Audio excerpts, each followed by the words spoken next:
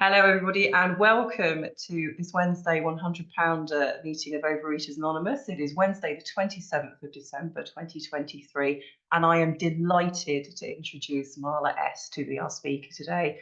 She lives in Iowa and came to real recovery, her words not mine, in November 2012. And she's here today to share her experience, strength, and hope. Marla, when you're ready, please take it away. Thank you, Harriet. Boy, I love listening to your accent and your phrases. I'm writing them down because they're very fun. Hold on one sec, guys. I'm just going to start my own timer too. Hello, everyone. I'm Marla. I am a recovered compulsive overeater from Des Moines, Iowa. And I'm thrilled to be here today. I'm grateful to be here today. And in fact, I had the opportunity to speak here in March, on my husband's birthday, March 22nd of 2020. And that was right when COVID was kicking in also. And so I got a chance to be here and to share with you. And it was such a high.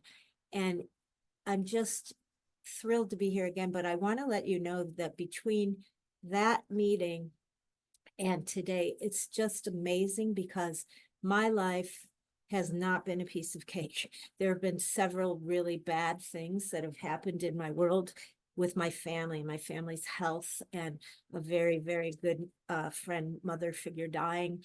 And in those past few years, and I want you to know just right from the start that I'm almost brought to tears just right now thinking of it, because despite my friend dying, my husband having surgery, he almost died. My daughter had the day of the share back in March on this meeting. Later that day, my daughter went into like a coma and had to be rushed to a hospital and was like non-responsive, and now has a brain aneurysm and brain problems. And my son became a drug and alcohol addict in these last 3 years. And I did not one time, thank you to this program, ever think of turning to my food to relieve me. And that, I just want to say that right up front, it makes me shaky almost. That this program to take me, and I'll tell you my history in a second, but coming from where I started, before I started in OA 11 years ago, November, I could not, by the time I walked in the rooms in November of 2012, I was at the point in my eating progression where the moment I woke up and had my first conscious breath, immediately my hand had to go into my nightstand drawer where I had bags of mini chocolate candy in there. No, I'm not talking more than like 10 seconds of alive and awareness that right away I couldn't handle life, whatever it was. And I'm immediately shoving chocolate in my mouth from the moment I wake up. That's how bad it got at the end before I walked in. I'd like to start by just telling you a couple stats. And my highest measured weight that I ever was, that I know of, was 284 pounds on a pretty small frame.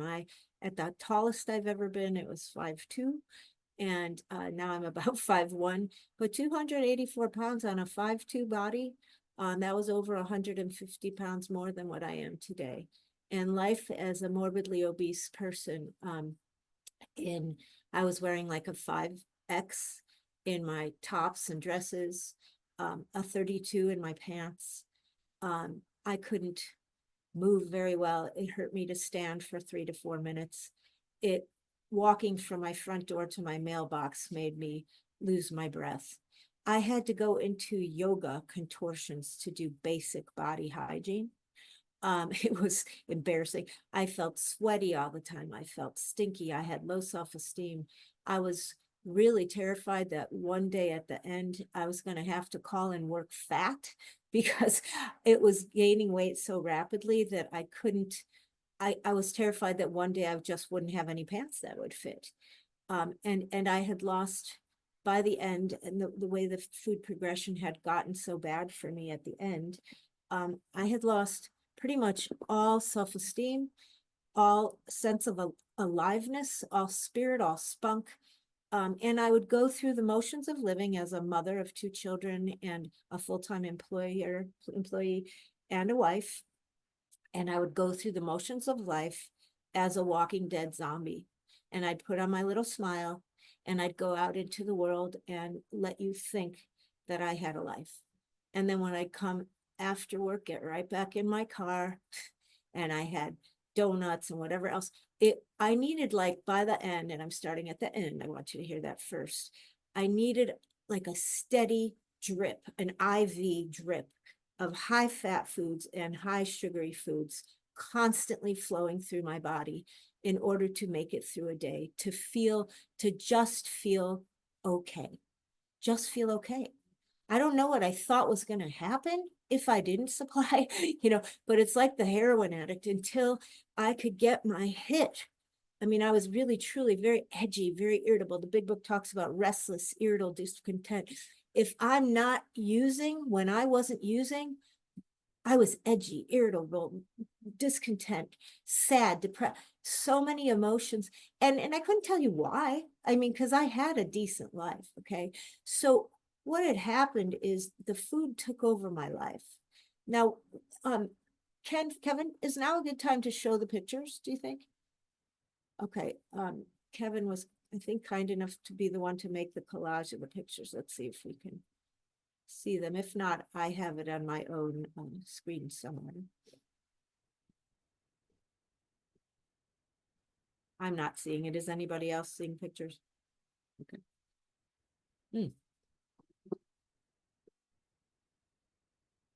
Almost saw it. For those of you that are just listening and can't see, oh, there we are. I come up for a second and then I go away. It's like, horror movie. I'm sorry, I'm having some trouble with it. If you What? want to try sharing them from Yeah, your I'll go ahead and share mine, and if not, we won't have to do it. Let me just try here, guys. Let's see. Can you guys see the start of this photo here? Would somebody say yes or no so I know if you see it? Yep, that's come up, Marla. Okay, good. Can you see this little arrow? Okay. Yep. So this was at like my 25th wedding anniversary party. These clothes had to be handmade by a friend of mine because I needed a costume for like a disco theme party, and I couldn't find anything at all in my size. Here's my astonishing beach babe body that I went through the motions and put on bathing suits and did stuff, but it was hell. And then just some pictures of life on a very small frame. And today, this is pretty much what I look like. That was a couple of years ago. Here's me in 19, and here's me in 2010, 11. And you can see a tremendous change there. And I want to just sort of zoom in if I can figure out how to do this. If you just look at my eyes in that one school, these are school photos. I look at those eyes and they just look dead to me. I mean, I just had the unhappiness in there. So anyway, I'm going to stop that share. So today I will tell you I am happily, gratefully, miraculously still astounded every time I reach in the dryer and pull out a pair of pants. I went from my high of a size 32 pant to now I wear a size 10. And I have been in a size 10, the same pants. I even have some of the same pants for the past 11 years. I have maintained approximately 120 to 130 pound loss for 11 years in a row. And I couldn't maintain, an 11-pound loss for 5 minutes before program. So those are the stats. Back to the beginning of the story, you heard how bad it got toward the end. When I was a little kid, food was not, hurting me. It was a joy, and I liked it a whole lot more than most children did. It was much more on my radar than theirs. And then high school, that's when there started to become family problems. The food took on more like of a soothing thing. I started to have it to make myself feel better. I didn't have any boyfriends. I felt left out. I didn't fit in, all that stuff. And I started eating bigger quantities. That's when the lying started to my parents, sneaking out to go take the car to the ice cream place, going from hot dog stand in Chicago to hot dog, and just spending a lot of money for a high schooler on food. The consequences at that time, I was getting heavier. My self-esteem was going down, getting more lonely, feeling more like a loser. The senior year of high school, I gained 80 pounds in 1 year. there was some family trauma going on with my parents, and it was stressful, and I couldn't cope. So I had made attempts to lose weight at those times. I did lose 35 pounds in Weight Watchers. I tried therapy. I tried diet pills. I went to Overeaters Anonymous senior year of high school, tried that for a while, and I really liked it. It made me feel loved. It made me feel cared about. I bonded. I knew I wasn't such a loser, you know. Oh, and I did meetings and fellowship, and that was lovely. But it didn't get me well because I didn't work the steps. Then college years, again, I'm off on my own. College is a wonderful time for binge eating. I could get access to all the food I wanted at the buffets, and you know, all my parties. I never got drunk once in college, but I sure got drunk on food. Every party I had was always about the food, or going out for ice cream with my friends. And my focus was always on the social aspect of eating. But then it started little by little to be like, I don't really care if they don't want to do it. It wasn't like, oh, where do you guys want to go out for dinner together? It was like, this is where I'm going to go. If you want to come to my place, I'll go with you. Otherwise, I don't need you. That was pretty much, food started over time. The quantities were increasing. The desire to have it was becoming more and more frequent.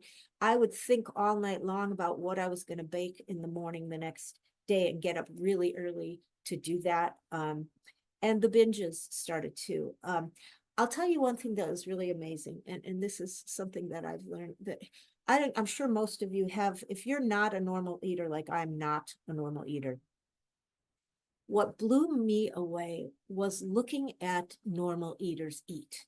It really pissed me off because I had a roommate in college. She was a petite little thing, and her mom sent her a tin of cookies around holiday time. And I watched her one day from my bunk bed. She was sitting at the desk with a tin right next to her, and she was doing her homework at the desk. And I saw her pick up a cookie, right? And she went like this, and it just astounded me. She picked up the cookie, she put it in her mouth, and she did this. She took a bite,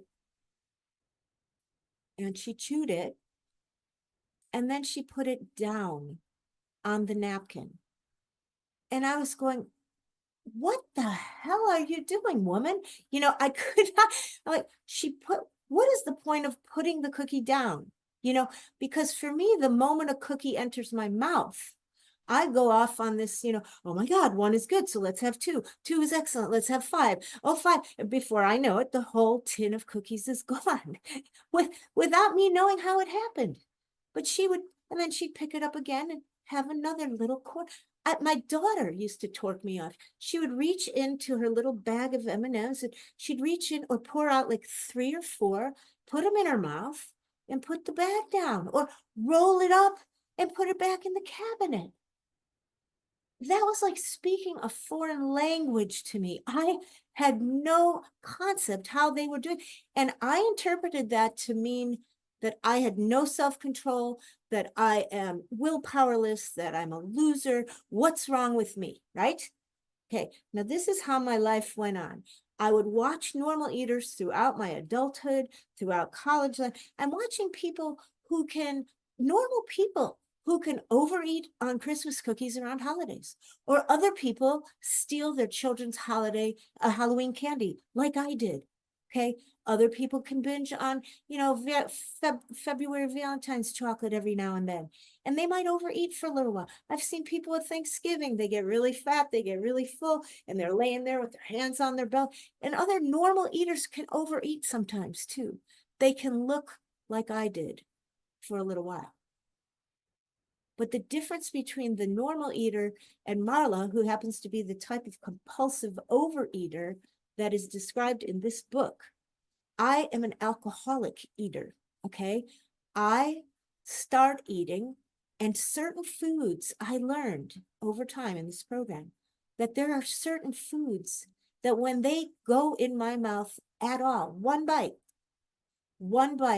establishes what they call in the big book, in the doctor's opinion section, an allergy of my body. I discovered that my body is very abnormal. The same way that somebody who has an allergy to bee stings has an abnormal reaction, or somebody who's allergic to peanuts. When they ingest peanuts, their throat breaks out and they close up their throat and they can't breathe. Does that mean they're a loser? Does that mean that they're weak to, if I had a better, stronger willpower, my throat wouldn't close? No. So it took a lot of the blame away when I started to get that in program, starting back in 2011, 2012, when I started studying Big Book. It took away some of the shame too. And that was helpful only because of this. It wasn't like, oh, yay, there's that excuse. So no wonder I keep doing this. So now I'll keep doing it, right? What it did for me is it helps me understand today why step one, admitted I'm powerless over food and my life has become a man. Step one becomes very important then, because when I understand that when I put, for me, it happens to be high fat foods like deep fried stuff and heavy duty chocolates and desserts and things. When I put that stuff in my mouth, the Big Book describes, it triggers for me an abnormal reaction that is what they describe as an allergy of the body. Okay. I didn't ask for it. There's nothing I can do about the allergy of the body. I will have it for the rest of my life because there's no treatment that changes it. But once those foods go in my mouth at all, I cannot safely ingest them, just like the alcoholic cannot safely ingest alcohol. I don't know if it's going to start me on 1 minute of binging or if I'll be able to stop that day. Some days I might be able to stop for a little while. Maybe it won't come back in for another five days, or maybe I can throw it out the window, or maybe I can really quickly make it disappear and then call my sponsor and start all over. But what it does is it triggers something in me, in my brain, in my body, that makes me need and crave more. More. One Hershey bar was good enough when I was 7 or 8. But then by the time it progresses, we have a progressive illness. I need more. The more I eat, the more I want. And then I started eating against my very own will. I remember some of those last binges as it got to really bad quantities in my later years before program. I would get like a day back on a diet. And yeah, it took me months to try to make it through the day. White knuckling, I'd walk through the lounge and not look at the treats, and eat my own lunch. And I'm trying to get one day together of not binging my brains out. And I make it through the day. And then I get to driving home from school and I'm feeling so proud of myself and yay. And all of a sudden it's like this thought would pop into my mind. Well, why don't you get the apple crisp and the fried chicken at the grocery store that you pass every day? I used to stop there like almost every day. I'm telling you, I wanted one day. And I'm driving. No. Well, maybe you could have this. You'll just have it a little bit, and then tomorrow you'll start, the crazy brain starts in then too. So even though I knew I couldn't handle the one bite because it always leads to more, the problem was I did it anyway. Against my own best judgment, even though I wanted to lose weight and stay thin and get thin, and that's what I wanted so much. More than no, don't do that. Marla, don't. You've been so good. Don't. No. You know what'll happen? No, okay. And there I go, into the store, out in the car, in the dumpster area, just shoveling the food and crying because I don't want to be doing this. So that's the second thing I am powerless over. I've learned in OA that I have a two-part disease. I'm powerless over food and my life has become unmanageable. Why? Number one is I know I can't handle even one bite of those foods in my system, the foods that kill me, that led me to be so miserable in my life. And for me, one of them is like putting a gun in my mouth and pulling the trigger. Because when you pull a trigger and the bullet leaves, sometimes it grazes the brain and you get lucky and you don't die. Sometimes it passes the back. Sometimes it just does a little bit of damage. Sometimes you die. Sometimes you get in a stroke. Sometimes you go in a coma. The deal is once you pull it, you have lost control of what's going to happen. And that's what happens to me when I put a first bite of my alcoholic foods in. So I've learned that the first step for me, entire abstinence. Like the alcoholic who cannot kid themselves and think, oh, I'm going to work my 12 steps while I'm just having a couple ounces of whiskey a day. Let me just have a little beer on the side. I'm only going to have beer on Saturdays. I'm only going to have a little bit of whiskey, but I'll stop at 7 p.m. or I'll put the glass down in between sips. All the years I spent trying to find a way to moderate the intake of my alcoholic foods. It couldn't be done. But I spent a lot of time trying. And the second reason I found out that I'm powerless is that I kept trying to stay away from those foods that I knew I couldn't moderate. But what would happen is the Big Book talks about there is a mental twist, a crazy, for some trivial excuse in all the years of my eating history, that despite every ounce of self-knowledge I had, therapy, Marla, you cannot have it in any form. You want to be okay? Just never have the sweets. You'll be good. Just don't touch them. You'll be good, right? And I could do that for a while. I dieted successfully on and off in many different programs. And in fact, the year before I joined OA this last time, I had lost over 100 pounds in a commercial program. And I was not eating those foods for 7 months and doing very well. And people, I thought I had arrived, Bill Wilson, I had arrived. And I thought my 10 life, minutes left, oh my Marla. gosh, it goes so fast. Okay. So anyway, needless to say, what happens is the mental twist, something will kick in. And all of a sudden, things that I knew were killing me before that I wouldn't touch, for some reason, my brain gets hijacked, and out of the clear blue, it starts to believe really stupid excuses, really crazy thoughts like, well, I'm never going to get those again. I better have it today. But I'm just going to have it today. Or I'm in Mexico. When I eat peanuts in Mexico, the Mexican peanuts won't make my throat close up, right? Or it's my birthday. Today it's my birthday. And if I eat peanuts on my birthday, it's going to be different. The lie that told me it's going to be different today. It'll be different. I'll be okay. And I just lost all rational thinking.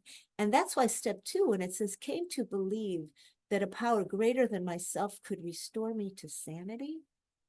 I didn't think I was insane. I made a lot of pretty smart decisions when it came to being a mom and my job and, running a household. What's the insanity? Well, I learned that the insanity is that a compulsive eater like me, I believe lies. I'm the one who tells them to myself. My brain, without my permission, despite a whole period of doing well on any diet or being in a program of whatever it is, I get hijacked. That's something I cannot control. I don't know when it's going to happen. Part of my daughter's brain issue is that she has seizures anytime. We don't have any clue when they're coming, okay? My daughter has self-knowledge up the wazoo. She knows she has seizures. She even knows that they're going to be coming. But just because she knows that she has seizures does not give her the power to stop a seizure.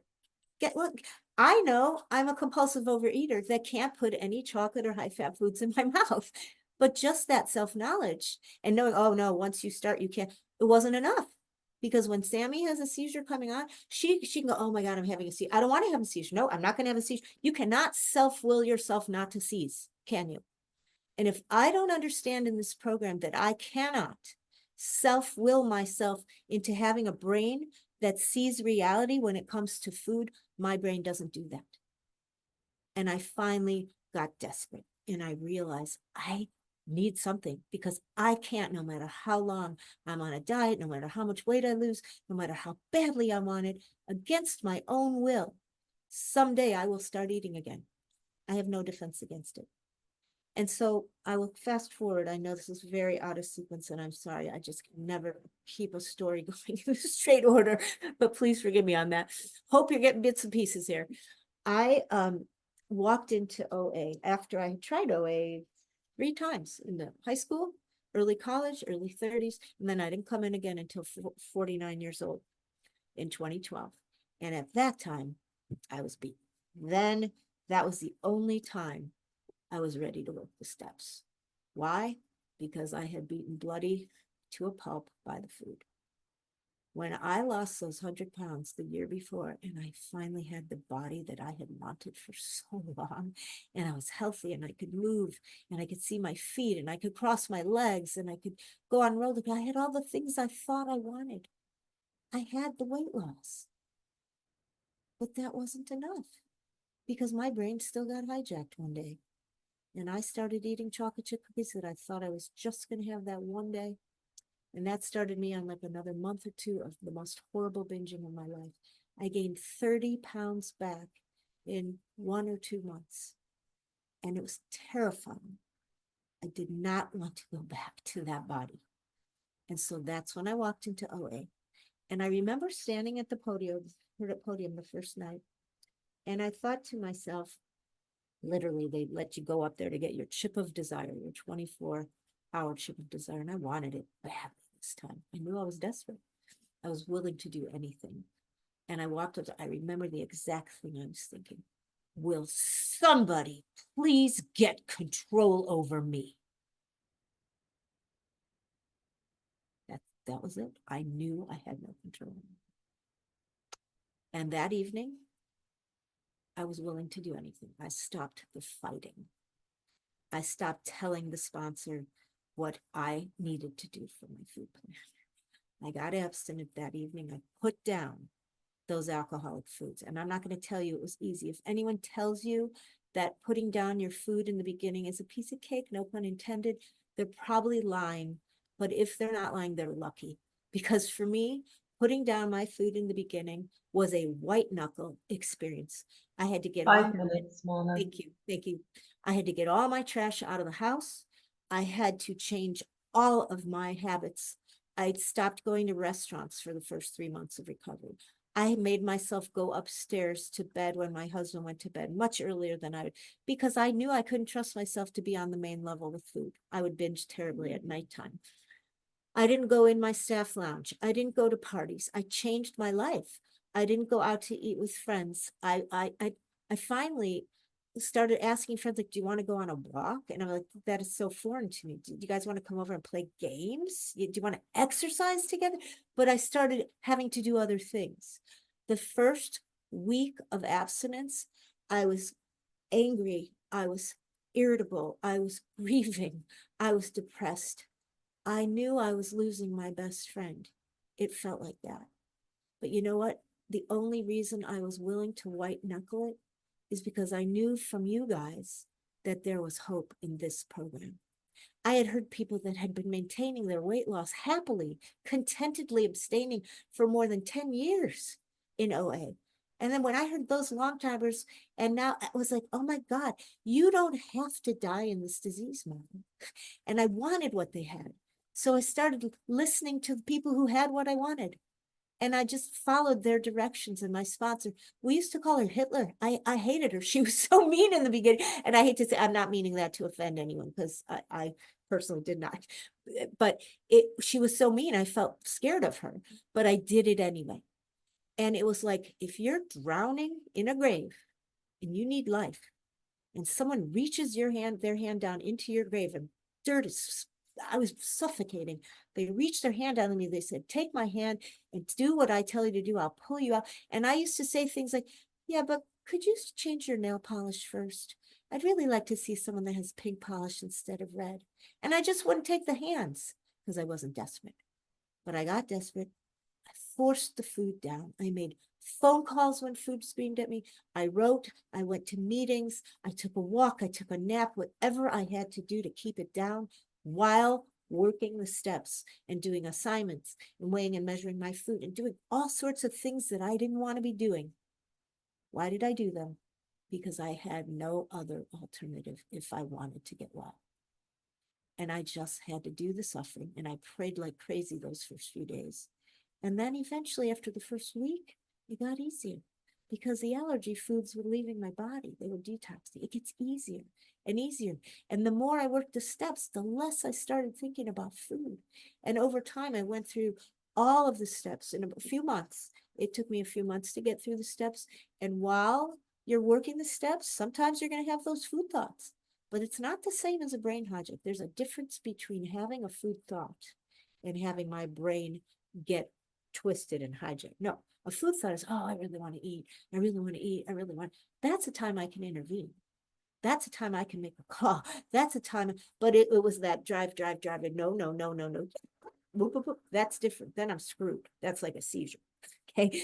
But I can intervene at the time. I can pray, God help me, God help me, God help me. I can leave the room. I can make a phone call. And the more I work the steps today, by the time maybe 4 or 5 months at most, I had come to the 10th step promises. Food lost interest to me. I changed my life from the inside out. I was placed in a position of neutrality by the higher power that I had developed a relationship with.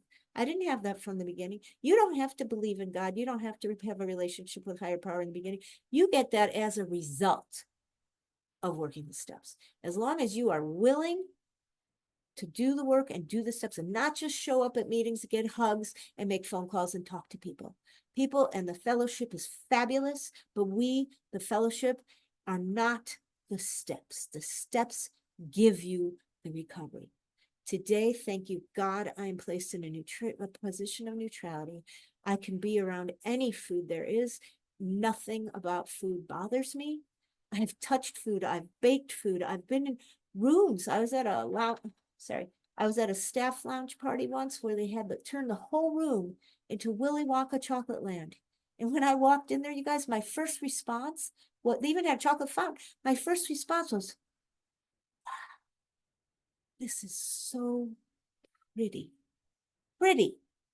That is not a word I would have used prior to that. In the past, it would be like, how can I get everybody the hell out of here so I can get as many as I want, keep going back, right? I sat alone. All the other teachers left the lounge. I was alone with Willy Wonka. And I sat there in the room just looking at it. It didn't bother me one bit. That's Today, time, Marla. okay, thank you, Harriet. I'll finish with this.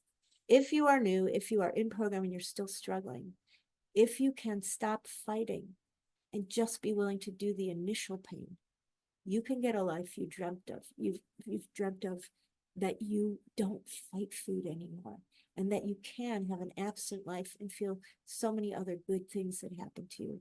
And with that, I will pass. I'll leave my phone number in the chat, and I love outreach calls.